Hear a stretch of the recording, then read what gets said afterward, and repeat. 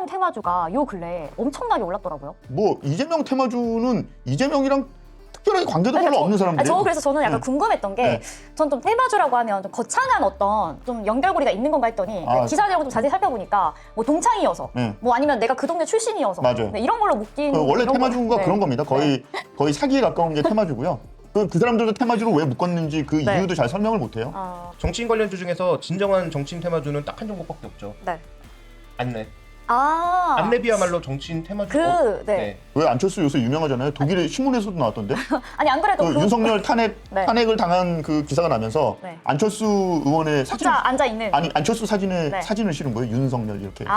독일 신문에서. 안철수 사진. 그렇죠. 윤석열이라고 쓰고 위에다가 안철수 사진을 한 거죠. 오해를 살 뻔했네요. 글로벌에서 유명해진 분입니다. 근데 이럴 수 있어요. 김건희 특검법은 그 한덕수 대행이 통과를 시켜주고 상법 개정안은 반대를 하면서 장렬히 산화할 수 있습니다. 장렬히 산화할 수 있다. 그의 선택이. 그분은 일단 기본적으로 친재벌이기 때문에 그렇죠. 상법 개정안을 온몸을 불사지르면서 막을 수가 있죠. 그의 선택이 앞으로 어떻게 될지 좀 지켜봐야 할 것 같은데. 분산을 시켜주려면 뭘 해야 되냐? 여기다 D램을 엄청 갖다 때려 박아야 된다는 겁니다. 그러면 D램의 수요가? 그렇죠. 올라갈 가능성이 굉장히 높아서 그래서 반도체 업계는 챗GPT, 소라의 셧다운 상황을 굉장히 고무적으로 보고 있다고 하네요. 저의 좀 내년도 삼성전자 전망도 좀 밝겠는데요? 일단 기본적으로 D램은 삼성이 꽉 잡고 있기 때문에 갑자기 좀 입꼬리가 왜냐면 주의하셔서 그 테마주 만드는 사람들은 머릿속을 좀 들여다보고 싶어요. 무슨 생각으로 그런 테마주를 만드는지. 안녕하세요. 경제만담 시작해 보겠습니다. 윤 대통령의 탄핵 소추안이 가결이 됐고 이제 국회의 손을 떠나서 헌법재판소의 심판을 기다려야 하는 상황이 왔습니다. 그런데 이제 우리가 이제 앞으로 더 잘 될 수 있을지 이런 부분이 가장 궁금하실 것 같은데, 사실 비상계엄 선포 직후만 보더라도 원달러 환율이 2년 만에 최고 수준까지 치솟기도 했고요. 또 뉴욕 증시에 상장되어 있는 한국 기업의 주가가 큰 폭으로 출렁이기도 했습니다. 그리고 탄핵안 가결 직후에 진행된 대국민 담화만 봤을 때에도 어느 정도 좀 회복이 되어 있던 지수가 대통령이 입을 떼는 순간부터 좀 쭉쭉 하락하는 그런 부분도 볼 수가 있었는데, 자 어찌됐든 이제는 좀 정치적 불확실성이 어느 정도 좀 큰 고비를 한 단계 넘겼다라고 봐도 좋을 것 같은데, 우리 증시도 내년 2025년은 기대해 볼 만한 건지 확인해 보도록 하겠습니다. 자, 국내 증시 앞으로 레벨업 기대해 볼 수 있을까요? 네, 우리가 4분기 증시를 예측했던 적이 있는데요. 그때 뭐 예측했던 바는 아마 다 달성하지 못할 것 같습니다. 그렇죠. 그런데 뭐 다 아시는 것처럼 뭐 비상계엄이라고 하는 2024년에 예상할 수도 없는 정말 뭐 말도 안 되는 그런 일이 벌어졌기 때문에 뭐 그 당시에 뭐 지수도 많이 빠졌지만 시총 기준으로도 150조가 빠지는 그런 엄청난 일이 벌어진 상황이어서 일단 올해 안에 뭔가 기대할 만한 반등이 나오기에는 좀 어렵다라고 봐야 될 것 같고요. 그나마 다행인 것은 뭐 국회가 빠르게 마무리를 하고 그래서 이 비상계엄은 빠르게 취소가 되고 그다음에 이제 이게 탄핵 절차로 넘어감으로써 한 계단은 넘었기 때문에 그때 빠졌던 시총 150조는 다 회복을 했습니다. 그때 빠졌던 거는 어느 정도 회복을 했는데 여기서 더 올라가는 게 문제인 걸까요? 그렇죠. 그래서 원래 11월 한 셋째 주부터 서서히 반등의 기운을 잡고 있었고 공교롭게도 그러니까 12월 4일 날 급락한 거잖아요. 비상계엄은 3일 날 있었고 12월 3일부터 외국인들의 선물의 대거 매수, 현물 대거 매수 들어오면서 시장이 막 분위기를 좀 잡고 있는 중이었거든요. 그다음에 그때부터 11월 한 중순쯤부터 연기금이 무려 이제 3조가 넘는 자금을 사면서 계속 베팅 중이었어요. 그러니까 최소한 외국인이 팔지만 않았어도 어느 정도 회복이 나타날 수 있는 장이었는데 개인 투자자들이 대거 매물을 내놓으면서 오히려 시장의 전체적인 흐름은 더 망가졌고요. 아쉬운 건 뭐냐면 이 구간에서 차라리 원래 팔던 외국인들이 계속 팔았으면 뭐 그러려니 하겠는데 오히려 외국인들은 별로 팔지 않았습니다. 개인이 그렇죠. 좀 떠나가고 있다. 개인들이 손절매가 됐든 아니면 뭐 시장이 정말 짜증나서 떠나갔던 아니면 자신의 어떤 뭐 금융상품이라든지 그런 것들에 의해서 강제로 매도가 되었든 어떤 형태로든 개인들이 대거 매도되는 상황에서 지수가 저점을 찍고 또 재반등을 했기 때문에 이것도 매우 아쉬운 부분이라고 할 수가 있습니다. 저도 마음 같아서는 짜증나서 떠나가고 싶은데 묶여있는 몸이다 보니까 아직 떠나가지는 못하고 물렸다? 있어요. 정확한 용어, 좀 가슴 아프네요. 정확한 용어로는 물렸다라고 이제 표현을 할 수 있겠죠. 고급 용어인데 제가 이런 기사도 봤어요. 정부에서 밸류업을 추진하겠다고 했는데 지금 밸류업을 하도 밸류 다운이 됐다. 밸류업은 개뿔 뭘 합니까 지금. 그리고 밸류업에서 앞장서고 있던 사람이 누구였죠? 이복현 금감원장이잖아요. 하루하루 엄청 불안해하고 있답니다. 윤석열 사단의 마지막 그 막내잖아요. 그 윤석열 막내라는 게 나이상으로 막내를 말씀하시는 거예요? 나이는 한동훈이 더 어린데 이 검사된 그 기수는 기수가 그렇죠. 그래서 대통령실 경제정책의 복심이라고 할 수 있는 이복현 금감원장이 차관급임에도 불구하고 경제부총리처럼 광폭 행보를 했었잖아요. 이제는 그렇게 할 가능성이 거의 없고 자기 자리를 걱정해야 되는 그런 상황이 이제 도래를 한 거죠. 그러니까 예전에는 항상 네. 뭔가 그 우리 대통령실 그림도 보면 네. 대통령은 윤석열 대통령인데 네. 항상 다른 분이 가운데 계셨던 것처럼 그 경제수장 4명도 모이면 항상 부총리가 있는데 네네. 부총리보다 항상 뭔가 이복현 금감원장이 더 눈에 네. 보이는 그런 사진들이 많았거든요.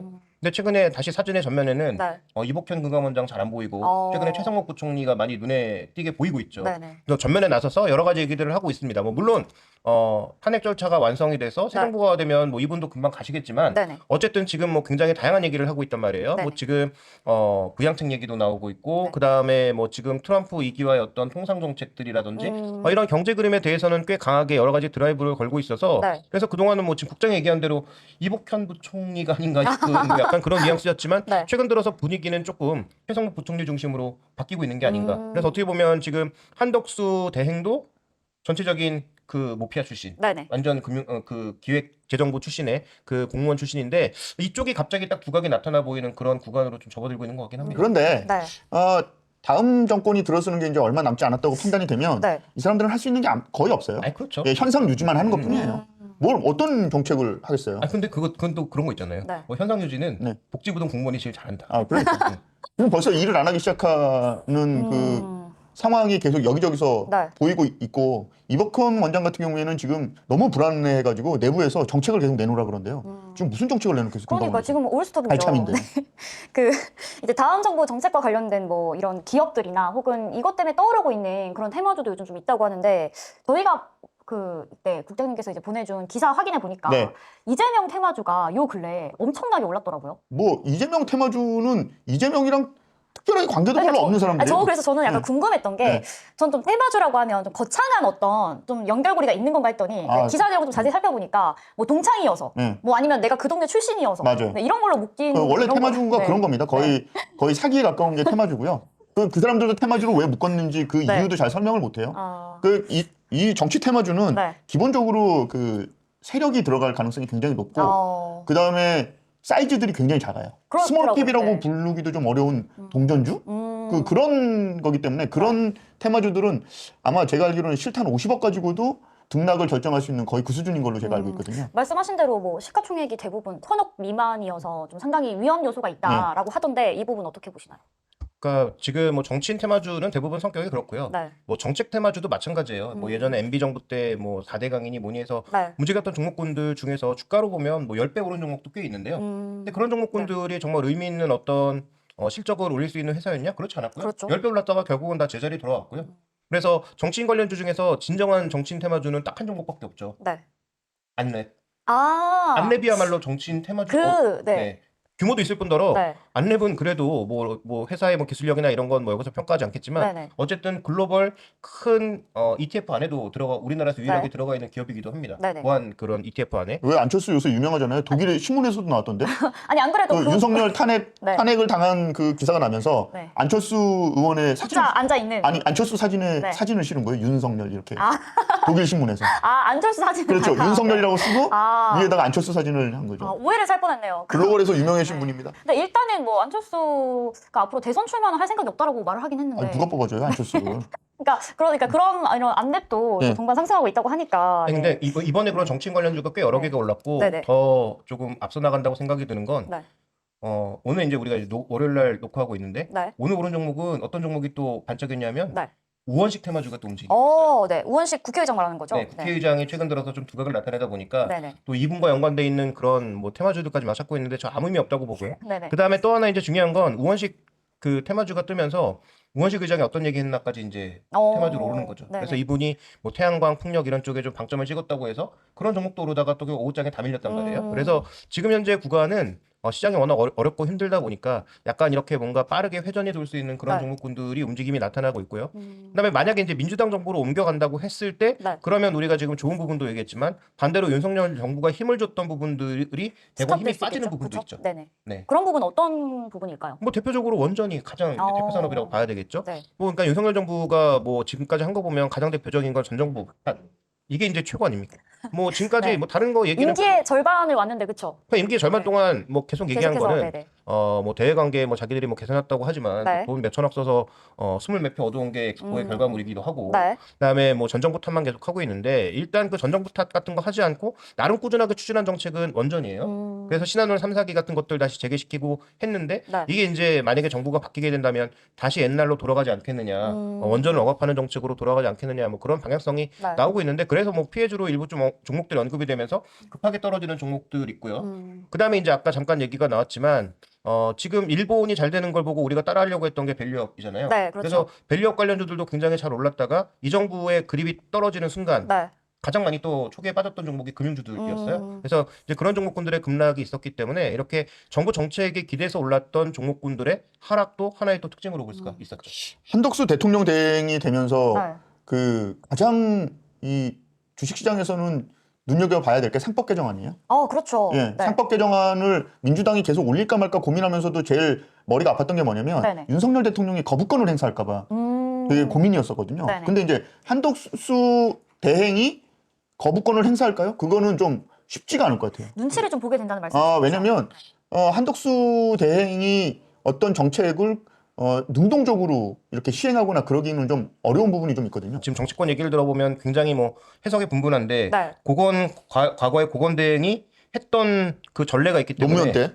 예. 네, 그렇죠. 네. 그러니까 할 수 있다는 네. 그런 설이 있고 네. 그다음에 지금처럼 뭐 완벽한 어떤 이슈로 인해서 탄핵이 된 상황에서 과연 한덕수 대행이 무언가를 할 수 있겠느냐라는 그런 의견이 팽팽하게 맞서고 있는데 네. 주로 경제 담론에 대해서는 어느 정도 우리가 선택을 하는 게 맞다. 거부권을 해야 되는 것이면 선택하는 게 맞고 네. 그다음에 이제 정치적 이슈에 대해서는 뭐 한덕수 총리가 한 발 뒤로 물러 있는 게 낫다라는 그런 평가가 나오고 있는데 여기서 잘 생각해야 될 건 이 상법 개정이라고 하는 건 제가 보기엔 꼭 해야 되는 거예요. 주식시장 입장에서 네. 자본시장법 개정과 더불어서 상법 개정이 꼭 이루어져야만 전체적으로 우리나라의 증시를 한 단계 레벨업 시킬 수 있는 중요한 이슈가 되기도 하고 중장기적으로 외국인들 다시 한국으로 들어오게 만들 수 네. 있는 가장 중요한 키거든요. 그래서 저는 뭐 양곡법 이건 그 뭐 농민들한테 굉장히 죄송한 얘기지만 네. 이건 뭐 좀 논란의 여지가 있을 수 있는데 네. 저는 이 만약에 상법 같은 게 만약에 올라갔을 때는 통과가 좀 되었으면 좋겠다. 근데 이럴 수 있어요. 김건희 특검법은 그 한덕수 대행이 통과를 시켜주고 네. 상법 개정안은 반대를 하면서 장렬히 산화할 수도 있습니다. 장렬히 산화할 수 예. 있다. 그의 선택이 그분은 일단 기본적으로 친재벌이기 때문에 그건 그렇죠. 예, 상법 개정안을 온몸을 불사지르면서 막을 수가 있죠. 네.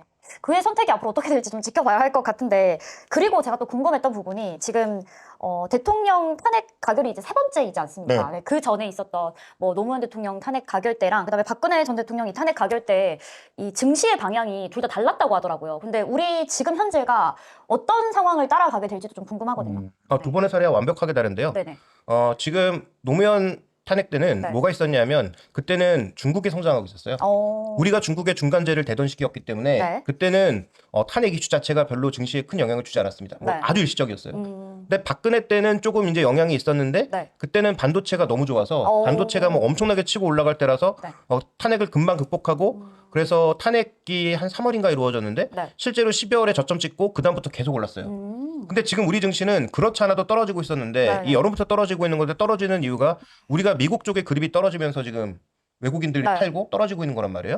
근데 여기다가 이제 기름 부은 게 탄핵 이슈였던 거고 네. 이건 이제 회복을 했고 네네. 그러면 우리가 근본적으로 다시 수출이 늘어난다는 전제가 돼야 되는데 뭐 아시다시피 트럼프 2기랑 우리 만나야 되는데 누가 협상하죠? 안 그래도 지금 뭐 기업에서도 그렇고 난리라고 하더라고요. 그렇죠. 네. 그럴 수밖에 없죠. 트럼프 1기 때도 네. 우리나라 정부가 전혀 트럼프 쪽을 아는 사람이 없어서 그러니까요. 예, 협상을 할 수 있는 대상도 아니었고 네. 그리고 그쪽이 된다고 아예 일도 생각을 안 하는 정치학자들이 네. 부지기수였습니다. 네. 그러니까 트럼프가 된다 그러면 저 사람 정신이 이상한 사람. 사실 저도 그때 당시에는 네. 전혀 예상을 못했던. 이번에도 네. 마찬가지잖아요. 네. 이번에도 뭐 이번에는 전적이 있으니까 예. 이제 미국 국민들의 어떤 전적을 보았을 때 네. 그럴 수도 있겠다. 근데, 그렇지만 네. 뭐 박빙이라 그랬지만 네. 미국 현지에서는 트럼프가 될 앞으로, 네. 가능성이 많다. 네, 네, 이 얘기가 너무 많았고 네. 그리고 또 이번에 트럼프가 된다고 하니까 이상한 사람이라고 이야기했던 건 뭐냐면 우리나라는 기본적으로 그 공화당보다는 민주당에 가까운 친민주당. 그렇죠. 네. 거기에 가까운 인사들이 굉장히 많다는 네, 거예요. 네. 그러니까 이번에도 트럼프가 되면서 기업들이 거기에도 맞추기가 힘든데 이제 이재명 쪽을 또 맞춰야 되니까 네. 그냥 엉망진창으로 돌아가는 거죠. 왜냐면 그 불과 얼마 전까지만 해도 기업들이 그러니까 상법 개정안은 절대 결사 반대였거든요. 네, 그렇죠. 근데 이제 그게 통과할 가능성이 높아졌단 말이에요. 상당히 높아졌죠. 그러면 어떻게 되냐? 네.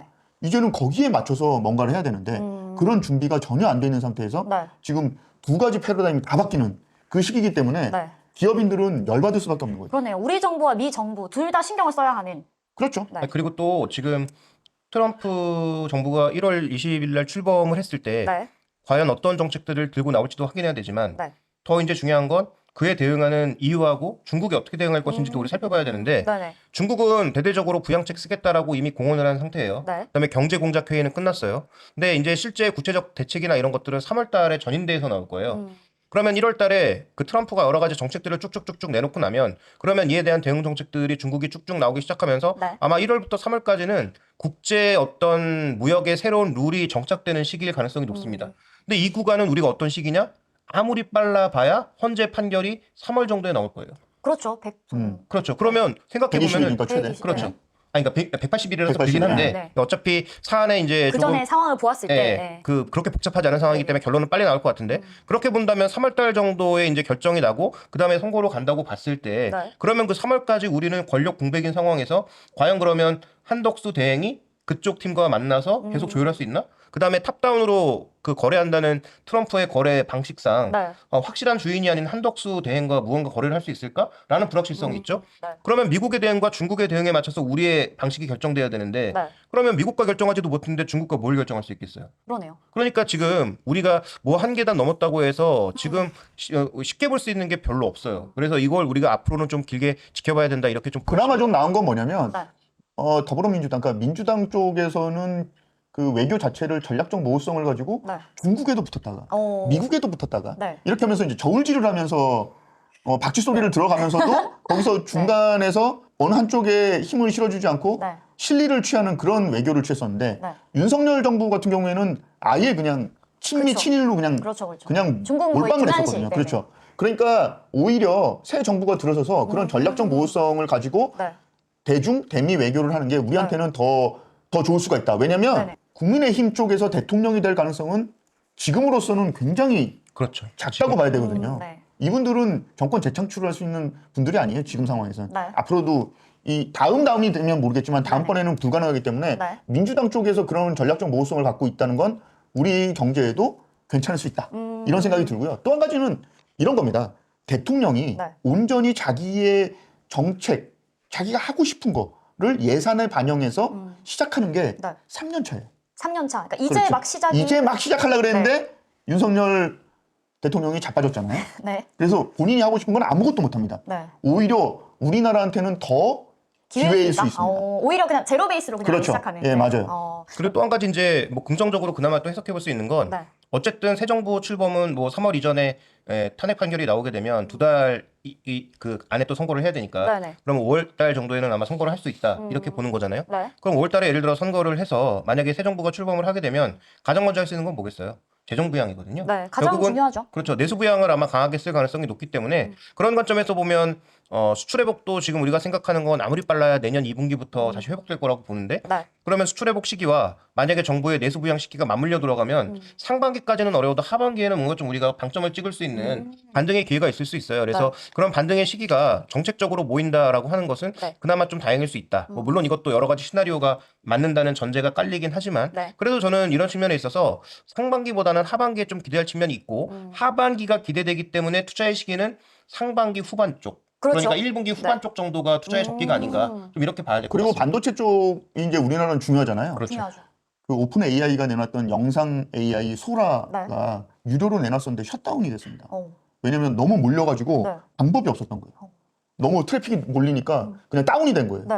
이 얘기는 무슨 얘기냐? 이제 인공지능 AI가 본격적으로 상업화되고 시장에 퍼졌을 때 이 트래픽 그리고 이 연산작용을 분산시켜 줄 수 있는 방법을 모색해야 되는데 지금 떠오르는 게 가장 지금 핵심으로 떠오르는 게 뭐냐면 이 스마트폰에서 그 트래픽을 분산을 시켜주는 거예요. 그 분산을 시켜주려면 뭘 해야 되냐? 여기다 D램을 엄청 갖다 때려 박아야 된다는 겁니다. 그러면 D램의 수요가? 그렇죠. 올라갈 가능성이 굉장히 높아서 그래서 반도체 업계는 챗GPT, 소라의 셧다운 상황을 굉장히 고무적으로 보고 있다고 하네요. 저의 좀 내년도 삼성전자 전망도 좀 밝겠는데요. 일단 기본적으로 D램은 삼성이 꽉 잡고 있기 때문에. 네네. 예. 갑자기 좀 입꼬리가. 왜냐면 그게 되게 센세이셔널한 네. 사건인데도 불구하고 탄핵 때문에 네네. 그 사건이 묻힌 거죠. 제가 그런데 아까, 이제 반도체 쪽에서는 네. 이거를 해결할 수 있는 방법은 기회다. 네. D램을 스마트폰에 때려 박아야 된다. 네. 예. 그래서 네. 지금 그거에 대한 그 상황들을 계속 점검을 하고 있고 네. 그리고 그거에 대한 좋은 소식들이 2월 4일 이후에 계속 쏟아져 나올 것이다. 왜 2월 4일인지 아세요? 왜죠? 이재용 선고가 그때 있거든요. 그러니까 삼성도 그 전까지는 호재를 내놓지 않는 거예요. 그러네요. 예. 일단은 지금 관망하는 자세로. 그렇죠. 네네. 삼성이 어려우면 우리나라가 어려워진다는 거를 삼성 쪽에서는 계속 보여줘야 돼요. 일단 그러니까 제가 2월까지는 이러고 있어야 되는 거네요. 일단 뭐 그렇죠. 예. 안 그러면 네. 뭐 그거 파시고 그 이재명 테마주를 사시죠. 이거 좀 위험하죠. 좀 너무 하신 거 아니에요? 네. 이재명은 또 이게 감옥에 갈 수가 있어요. 네. 2심 선고지만. 이게 일단 정치인의 어떤 이슈도 이슈지만 뭐 아까 말씀하신 대로 그런 테마주는 상당한 위험성이 있으니까 네. 이거 보시는 분들은 꼭 주의하셔서. 테마주 만드는 사람들은 머릿속을 좀 들여다보고 싶어요. 무슨 생각으로 그런 테마주를 만드는지.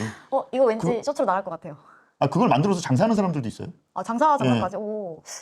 어떠세요 한번? 어떤 걸? 네, 테마주 만들어서? 네네. 무슨 소리 하는 거예요? 주식도 안 하는 사람이. 아니 약간 좀 여론몰이를 이제 잘 할 수 있지 않을까라는 생각에 여쭤봤는데. 상법 개정안이 빨리 이거는 그 통과가 돼야 되고 안 네. 되더라도 다음 정부에서는 무조건 할 것이다.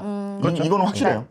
근데 이제 한덕수가 지금은 안 된다 이렇게 해가지고 그거를 반대하고 장렬히 전사할 수도 하나일 있으니까 것인가? 네. 좀 봐야 될 것 같은데 네. 사실 HL 한라홀딩스가 삽질하는 거, 일감 네. 몰아주기 하는 거, 네. 그리고 두산밥켓 그 합병 말도 안 되는 짓이잖아요. 네. 그거 오너들 재산 이거 다시 세이브하려고 네. 진행했던 거 우리 그렇게 알고 있잖아요. 근데 정말 녹여놓기 잘하시는 것 같아요. 그 LG 화학의 미친 짓 아시잖아요? LG 엔솔 해가지고 그 돈으로 이렇게 또 최근에 벌어지고 있는 네. 재밌는 일도 하나 있는데 저도 하나 슬쩍 껴넣을까요? 네, 뭡니까? 네. 어피니티 아시죠? 홍콩 예, 상권. 예. 네. 걔 최근에 산 두 가지 매물이 굉장히 독특합니다. 어떤 겁니까? SK 렌탈을 샀고 오. 최근에 롯데 렌탈을 샀죠. 어, 우리나라 렌터카 업계 1, 2위를 다 샀는데 네. 이게 왜 재밌는 그림이냐면 네. 1월 달에 누가 들어오냐? 비아디가 우리나라에 들어옵니다. 네, 아무도 우리나라 사람들 안 살 거잖아요. 그렇죠. 우리나라 50개 언론과 그 유명한 그 유튜버들이 다 가서 타봤는데 네. 가격이 싸게 나오지 않는 이상 살 매력이 전혀 없다라고 음. 했거든요. 네. 네. 그런데 굳이 우리나라에 들어와서 뭐 60개 이상의 매장 깔고 그 다음에 그 무슨 온라인 유통하는 이런 형태로 가는 게 아니라 유통사를 도이치모터 이런 데를 잡았습니다. 그래서 제대로 해보겠다는 얘기거든요. 네. 네. 그럼 도대체 무슨 자신감으로 얘네들이 이렇게 들어올 거라고 했는데 네. 그러면 생각해 볼 수 있는 게 법인에다 팔려고 하는구나 라는 생각을 했는데 네네. 아닌가요? 법인에다 팔려면 지금 우리나라 신차의 30%가 렌터카에서 소모되거든요. 그렇죠. 네. 근데 그 렌터카를 홍콩 사모펀드가 가져갔어요. 그러면 홍콩 사모펀드하고 걔네가 갖고 있는 렌터카 회사와 네. 비아디와 그다음에 뒤어 들어올 지코가 손을 잡고 네. 중국 차를 유통시키면 우리나라의 신차가 한 200만 대 유통되는데 네. 그중에 한 60만 대를 유통시킬 수 있다라는 거예요. 오. 그러니까 이거 적지 않은 산업이거든요. 네네. 그다음에 이거 중고차 매매 유통하는 애들도 같이 딸려들어요 이번에. 오. 그래서 이게 중국 자동차가 우리나라에 하나 틀을 잡을 수 있는 또 네. 유통할 수 있는 틀을 만든다는 차원에서도 앞으로 좀 지켜볼 만한 그런 뉴스인 것 같아서 저도 한번 슬쩍 끼워봤습니다. 그리고 그 윤석열 대통령을 수사하고 있는 검찰 네. 다 못 믿는다고 얘기하잖아요. 민주당에서는 손 떼라고 막 그러고 네. 해체하자 이렇게. 네, 해체하라고 막 네네. 얘기하잖아요. 네네. 그 검찰은 지금 사활을 걸고 이 수사를 잘해야지. 안 그러면 그렇죠. 국민들한테도 이제 돌맞죠. 그렇죠. 네네. 차기 정부에서 네. 본인들이 살아갈 길이 생기는 겁니다. 아하. 그런데 이제 네. 중요한 건 네. 검찰만 그런 줄 아세요? 아니죠. 기획재정부도 마찬가지입니다. 그렇죠. 민주당이 기획재정부가 없어져야 대한민국을 산다라고 대놓고 이야기를 하고 있었어요. 그 얘기는 네. 지금 이 경제정책을 할 때 네. 기획재정부가 얼마나 민주당에 붙어서 알랑방구를 끼는지 그게 관건이라는 거죠. 네. 그러니까 검찰이 늑대라 그러면 네. 기재부는 승량. 예, 이제 그 싸움이 벌어진 겁니다. 말 그대로 뭐 정글이네요, 정글. 살아남기 네. 위한 이제 아. 그 사투가 벌어지는 거죠. 자, 그러면 내년도 유망 업종으로 우리 삼성증권에서 스네이크, 이거 뱀인가요? 이 투자 아이디어를 제시하고 있는데 이게 정확하게 무엇이고 유효성도 궁금합니다. 네. 네, 이제 뭐 스네이크라고 하는 거 그냥 뭐 일종의 말장난이에요. 우리 방금 전에 뱀 같은 놈들 이야기하지 않았습니까? 그 승냥이 얘기하면서 그렇죠. 네, 뱀 같은 놈들을 얘기하지 같은 않았습니까? 맥락인 것 같아요. 예, 네. 그러니까요. 그러니까 삼성증권에서 내년도에 볼만한 업종으로 네이밍을 한 건데 네. 그 뭐 스네이크 자체는 큰 의미는 없고 S는 그러니까 솔로 플레이. 네. 그 독자적인 어떤 움직임으로 살아갈 수 있는 기업들 그래서 뭐 대표적으로 알테오젠 뭐 이런 걸 꼽았단 말이에요. 네네. 근데 그런 기업들은 뭐 여기에 이제 뭐 여러 가지 또 뒤에도 뭐 또 아이디어가 나와요. 그래서 뭐 천연가스, 그래서 뭐 애니 뭐 내추럴가스, 천연가스고 뭐 쭉쭉쭉 나오는데 그거 뭐 이제 관심 있으신 분들은 리포트 찾아보시면 될 것 같고 제가 다만 이걸 가져온 이유는 뭐냐면 네. 핵심 포인트는 이겁니다. 내년도에 이런 여러 가지 변수들이 너무나 많은데 실적이 안 변할 게 뭐가 있지? 네. 이게 핵심 포인트인 거예요. 그렇죠. 그래서 걔네가 K로 꼽은 게 한국의 어떤 독특한 한국만의 강점? 네. 그거 이제 엔터로 꼽는 거죠. 왜냐면 엔터는 관세 없잖아요. 없죠. 네. 그다음에 지금 뭐 국경도 없잖아요. 네. 그러니까 트럼프랑 싸운다고 해서 이거 뭐 문제될 거 없거든요. 네네. 그러니까 이런 부분들로 우리가 한번 내년 시장에 대응해 보자라는 거죠. 그래서 여기서 강조하고 있는 게 네. 조선, 엔터, 뭐 천연가스, 그다음에 뭐 솔로 플레이 이런 종목군들을 얘기하고 있는데 네. 이런 투자 아이디어들은 우리가 뭐 분명히 챙겨볼 필요가 있고요. 네. 그다음에 지금 아까 우리가 두산 얘기도 잠깐 나왔었지만 그러면 두산그룹에서 가장 억울하게 많이 빠졌던 종목들이 뭘까도 한번 생각해 볼 필요가 있는 거예요. 네. 두산밖에 같은 거 좀 억울하거든요. 네. 그러니까 뭐 그런 종목들이라든지 그래서 상대적으로 박정원, 박지원이 그만둬야 되는 거 아니야? 아니, 그 양반들은 뭐 바꿀 때 되지 않았어요? 오늘 저희 주제 두 개 하는 것 같아요. 알겠습니다. 예. 아니 그래서 제가 말씀드리고 싶은 건 네. 2025년도에 가장 주목해 보셔야 되는 건 변하지 않을 것. 네. 그래서 저는 일단 실적이 가장 변하지 않을 업종으로 제 1위로 꼽고 있는 건 조선업종입니다. 네. 왜냐하면 조선업종은 수주해 놓은 실적을 받는 거예요. 그렇죠. 이미 예약이 되어 있고 거래가 되어 있는. 그렇죠. 네네. 그다음에 이미 도크가 꽉 차 있는 상황이기 때문에 네. 받는 수주도 골라봤습니다. 정말 수익성 좋은 것만. 네네. 그래서 뭐 수주가 떨어질 가능성은 있지만 수주가 떨어진다고 해서 이익이 갑자기 떨어질 가능성은 없어요. 네. 물론 수주가 떨어지면 밸류는 좀 떨어질 수 있겠죠. 네. 근데 어쨌든 이익은 굉장히 견조할 것이기 때문에 그와 관련된 변동성이 가장 작은 업종이다라는 측면에서 주목해볼 필요가 있고요. 네. 두 번째로는 아까 이제 국장은 저게 별로 그렇게 밸류업이 아니다라고 말씀하셨지만 네. 저는 그 구조는 변하지 않을 것 같아요. 주주환원을 늘려가는 구조는 변하지 않을 것 같아서 네. 그 배당을 많이 주는 업체나 아니면 주주환원에 적극적인 그런 기업들은 여전히 좀 관심이 필요하다라고 보고 있고 네. 그다음에 실적이 정말 바닥에서 돌아나갈 수 있는 그런 대표 업종 중에 나름 싼 게 아까 이제 말씀드렸던 건설기기 같은 것들 그다음에 엔터처럼 관세 영향 없이 내년도에도 비교적 성장이 예고되어 있고 네. 엔터 업종은 또 하나의 특징은 이미 작년이 올해가 좀 어려워갖고 네. 구조조정을 많이 해놨어요. 비용을 많이 통제해놨기 때문에 네. 이런 업종들은 내년에 그 YG엔터나 하이브처럼 BTS나 블랙핑크가 돌아왔을 때 네. 얻을 수 있는 이익 레버리지가 커서 그런 기대감이 좀 있다라고 중국 보시면 시장도 새 정부가 들어서면 중국이랑 관계가 좋아질 가능성이 높기 때문에 네. 중국 시장도 열릴 가능성이 있죠. 이제 그럼- 한한령이 없어질 것에 베팅을 한번 해보는 것도 괜찮아요. 그렇죠. 근데 만약에 국장이 말씀하신 지금 그 아이디어라면 네. 이 경우에는 YG엔터나 하이브도 물론 좋겠지만 더 탄력적일 수 있는 건 콘텐츠 쪽이죠. 네. 그래서 최근에 콘텐츠 종목도 네. 바닥에서 은근슬쩍 해서 올라오고 있습니다. 네. 그리고 우리가 이 상황을 지켜봐야 될 가장 큰 지점 중에 하나는 뭐냐면 네. 문재인 정부 때 실패한 게 있어요. 갑자기 박근혜 정부가 이제 사라지면서 네. 대선으로 넘어갔잖아요. 그렇죠. 그때 문재인 정부가 인수위원회가 없어가지고 네. 정말 엉망진창으로 시작했습니다. 맞습니다. 근데 지금 민주당은 네. 그때 실패를 알고 있기 때문에 네네. 지금부터 인수위원회 버금가는 준비를 하기 시작할 거예요. 그렇죠. 착착착착. 이거 지금 이미 네. 준비하고 있지 않나요? 네? 그러니까 그래서 국힘한테도 협의회를 열고 자기네가 같이 참여를 해가지고 진행을 할 수 있게 해달라. 이재명이 그렇게 이야기하는 것도 네. 그 준비를 시작하는 거죠.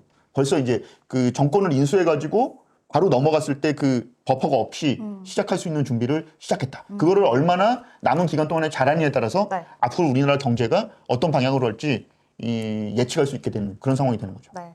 이 어려운 상황 속에서도 우리가 주목을 해볼 만한 것들이 있습니다. 변하지 않는 것, 뭐 조선이나 엔터, 천연가스, 그리고 일부 밸류업이나 친중국 관련주들 주의해서 살펴보시면 좋을 것 같습니다. 자, 경제만담 인사드릴게요. 저희 다음 주에 뵙겠습니다.